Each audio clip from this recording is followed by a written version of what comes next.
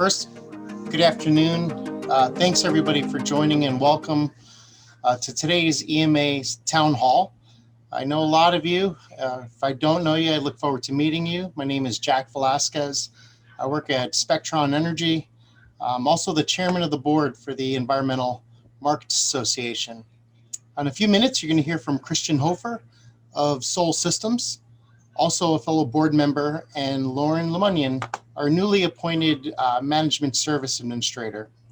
So two things really amazed me when I was preparing for this town hall. First, I can't believe that the EMA is in its silver anniversary of 25 years. It's just remarkable how time is flying. Considering I'm only in my mid-20s, that means I was a baby when the EMA was founded. All joking aside, guys, overview of the agenda today. The goal is to update you, the members, on what's going on behind the scenes at the EMA. We're going to cover what our mission is as an association, what our vision for the future looks like, and what our priorities are as we move forward. Now, we've learned a lot from examining the past and looking back on what was successful and what was not. The board has been very busy throughout the pandemic, and we're here to update you on what's next for the EMA. And here's a sneak preview. It's called EMA 2.0, right? Christian, as I mentioned, is going to discuss the important roles that the EMA committees will play in helping us achieve our goals. Lauren's going to provide an introduction and information about our new website. She's also going to describe some of the upcoming events for 2021. Now, vision, priorities, and our mission, right? Now, the EMA, as I mentioned, has a deep history, 25 years. Our members know these markets the best. Many of us have sat in on legislative meetings or been a part of policy decisions. Now, we are in an integral position to unify and amplify our voices with our market principles. The need for education is greater now than it has ever been before. So let's review the mission. Okay, it's always been the same, it has not changed. We promote market-based solutions to help combat environmental challenges. Now, we strive to do this and we achieve this through sound public policy, industry best practices, effective education, and training. Finally, member collaboration, right? Networking is paramount, guys. Look, I miss you guys. I miss having breakfast after our first night of our in-person meeting. I miss having a couple of pints of beers with you guys after a day of sessions. And I look forward to doing this again, hopefully this fall. We have not set a date yet, but we are thinking about having an in-person this fall. Now, we are going to take our mission dead serious. There are massive advantages to well-designed, policy-driven environmental markets. Right? For one, they are accountable. Two, they are enforceable, and their success is trackable. Look at the growth of the renewable generation over the course of the last 25 years, right? I remember when I started, I think there was under 300 megawatts of wind in the US. There was about 7 megawatts of Jersey solar and a few kilowatts in Massachusetts. Now, the majority of the new build was built on the back of well-designed markets. And this is what we're all about, guys. And those are just the environmental benefits. There's massive social benefits that come along with this, like job creation. You know, the list goes on and on, it's et cetera, really. So the role of the EMA is to give our members a venue to promote this mission, to use the association as a platform to have your voice heard. Now, whether you're an energy trader or academic, policymaker, sustainability officer, the EMA can arm you with the right market principles that will guide you and help you spread our mantra about properly designed environmental markets. This is how we're going to achieve a carbon neutral world and a clean energy infrastructure, right?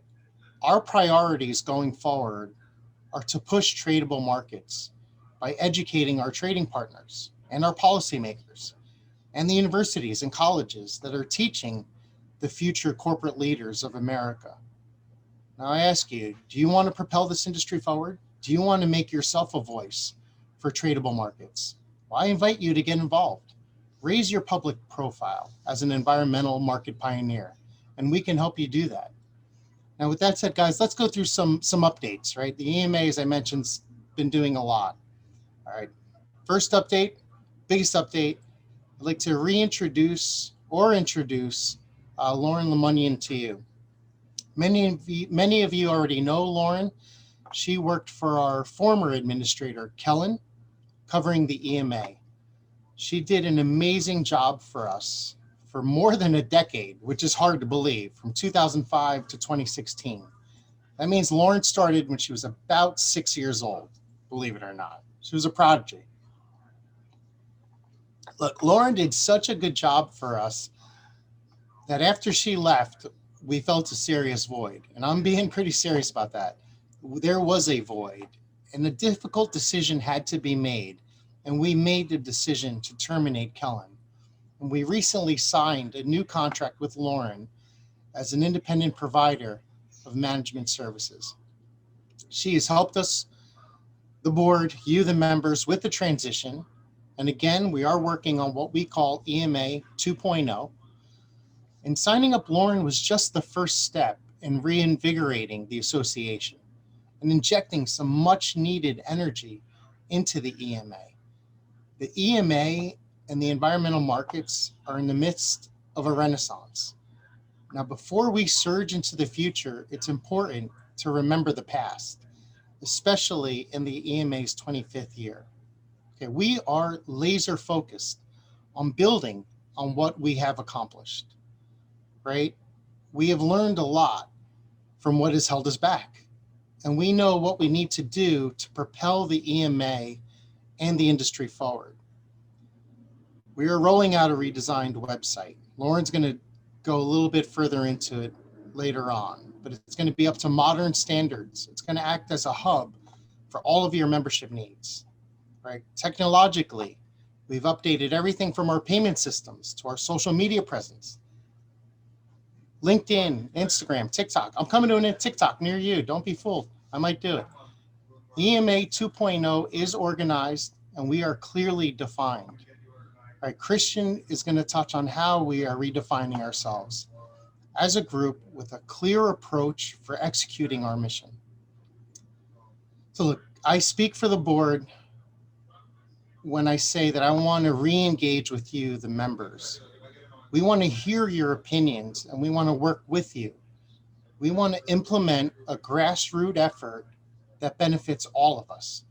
We want to grow this membership with new members that have similar interests. We envision a robust network that has the leverage necessary to make meaningful change. The pandemic was hard for all of us.